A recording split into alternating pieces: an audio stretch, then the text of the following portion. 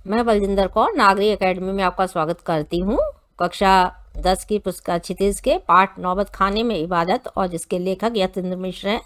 पाठ का सार और लेखक का जीवन परिचय आज हम पढ़ेंगे। देखिए, यतीन्द्र मिश्र का जन्म 1977 ईस्वी में अयोध्या उत्तर प्रदेश में हुआ था। लखनऊ विश्वविद्यालय में हिंदी से एमए किया तथा स्वतंत्र लेखन कार्य करते रहे। सन 1999 में साहित्य और कलाओं के लिए विमला देवी फाउंडेशन का संचालन भी करते रहे। उनकी प्रमुख रचनाएं जो हैं, यतीन्द्र मिश्र के 3 काव्य संग्रह हैं। देखिए, यदा कदा, अयोध्या तथा अन्य कविताएं, ड्यूटी पर आलाप। इसके अतिरिक्त शास्त्रीय गायिका गिरजा देवी के जीवन पर, संगीत साधना पर उन्होंने एक पुस्तक भी लिखी है। युवा रचनाकार यतीन्द्र मिश्र को भारत भूषण अग्रवाल कविता सम्मान तथा हेमंत स्मृति कविता पुरस्कार, ऋतुराज सम्मान आदि कई पुरस्कार प्राप्त हुए। कविता, संगीत व अन्य ललित कलाओं के साथ साथ समाज और संस्कृति के कई क्षेत्रों में भी उनकी गहरी रुचि है। उनकी रचना नौबत खाने में इबादत बिस्मिल्लाह खान पर आधारित है, जिसमें हिंदू मुस्लिम एकता तथा भाईचारे को दर्शाने का प्रयास किया गया है।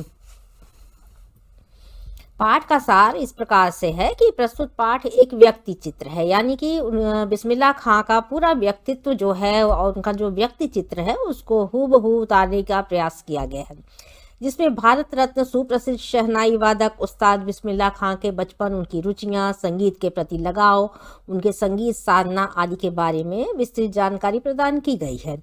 संगीत के प्रति तन्मयता है, देखिए, धैर्य है, लगन है तथा अभ्यास। संगीत के प्रति प्रेम कितना आवश्यक है, किस तरह से वे इसे निभाते हैं, उसका व्यक्ति चित्र जो है इसमें प्रस्तुत किया गया है। बिस्मिल्लाह खान का बचपन का नाम देखिए अमरुद्दीन है। इस पे भी कई बार प्रश्न पूछे गए हैं। तो उस्ताद पैगंबर बख्श मिट्ठन के वे पुत्र हैं। माता पिता का ये नाम है। इनके 2 मामा के नाम भी हैं, जो जैसे सादिक हुसैन और अली बख्श जाने माने शहनाई वादक थे। वे रियासतों के दरबार में शहनाई बजाने का कार्य करते थे। तो राजाओं के यहाँ रियासतों में जो है इस तरह से जो संगीतज्ञ थे उनको रखा जाता था। बिस्मिल्लाह खान का जन्म देखिए बिहार के डुमराव नामक स्थान पर हुआ। उनका बचपन का नाम अमरुद्दीन था। बचपन से ही घर में शहनाई बजाता हुआ वे अपने मामा को देखते थे। उनकी रुचि भी शहनाई बजाने में उत्पन्न हो गई और वे रखी हुई शहनाइयों को क्या करते थे, फूंक फूंक कर स्वरों को निकालने का प्रयास करते थे। और बचपन में आप देख रहे हैं कि बहुत छोटे हैं तो ये शहनाई फूंक रहे हैं थे और उसमें से स्वर जो है वो निकालने की एक कोशिश है कि मेरे मामा और सब लोग बजाते हैं तो मैं भी बजाऊं। शहनाई बजाने के लिए देखिए रीढ़ का प्रयोग होता है और ये रीढ़ देखिए बार बार बदली जाती है, समझ रहे हैं। और ये रीढ़ जो होती है वो उसमें लगाई जाती है और वो जब गीली हो जाती है तो उसको बाहर निकाल के पुनः दूसरी रीढ़ लगाई जाती है।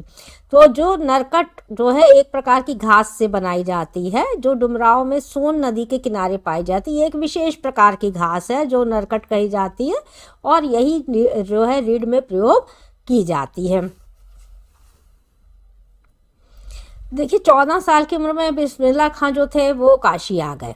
बालाजी के मंदिर में रियाज करने के लिए वे जाते थे, जहां रास्ते में उन्हें रसूलन बाई और बतूलन बाई 2 जो है गायिकाओं के नाम आपके पाठ में बार बार आए हैं कि रास्ते से गुजरकर जाना होता था, जो बनारस की प्रसिद्ध गायिकाएं थी।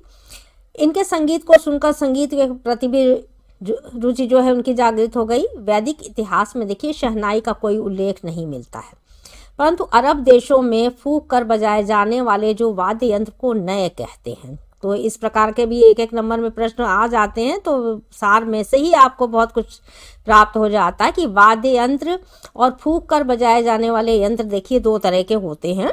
तो फूंक कर बजाए जाने वाला ये वाद्य यंत्र है। ये शहनाई को ही शाह की उपाधि से विभूषित किया गया है। लोकगीतों में तथा शास्त्रीय संगीत में शहनाई का विशेष महत्व है तथा इसे मंगल ध्वनि का सूचक भी मान लिया गया है। क्यों मंगल ध्वनि का सूचक मान लिया गया है आप जानते हैं? क्योंकि आप देखते हैं शुभ अवसरों पर बजाई जाती है, शादी ब्याह के अवसरों पर जैसे, या किसी के पुत्र प्राप्ति के होने पर भी इसीलिए मंगल ध्वनि की बात की गई है।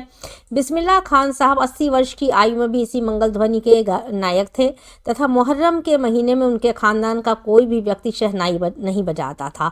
तो उसके पीछे कारण है क्योंकि ये शोक का महीना होता है, इसलिए शहनाई नहीं बजाते हैं। 8वीं तारीख को खान साहब खड़े होकर के शहनाई बजाते थे तथा 8 किलोमीटर तक रोते हुए नौहा बजाते हुए जाते थे। तो ये आपके उसमें मुहर्रम के समय ही ये नौहा बजाया जाता है, एक तरह से दुख को व्यक्त करने के लिए। उनकी आंखें हुसैन और उनके परिवार के लोगों को यही शहादत में देखिए नम्र रहती थी। कभी कभी वह इस उम्र में भी अपनी जवानी के दिनों को याद करते थे। बहुत ही मस्त मौला व्यक्ति थे। उन्हें पक्के महाल की देखिए कुलसुम हलवाई की कचौड़ी खाने पीने के शौकीन हैं और दुकान तथा गीता बाली और सुलोचना जैसी हीरोइनें पसंद थी। फिल्म देखने के शौकीन हैं वे। बचपन से ही नाना के यहाँ शहनाई उठा करके वे बजाते थे और मीठी वाली शहनाई को खोजते सम पर आने की तमीज़ उन्हें बचपन में ही आ गई थी। बिस्मिल्लाह खां सुलोचना की फिल्में अपनी कमाई से देखा करते थे। काशी में देखिए हनुमान जयंती अभी भी बनाई जाती है और प्रसिद्ध है। तो काशी में हनुमान जयंती के अवसर पर संकट मोचन में गायन वादन की सभा जब होती थी, जहां वे अवश्य रहते थे। मुसलमान होने के बावजूद काशी विश्वनाथ जी के प्रति भी उनकी अपार श्रद्धा है।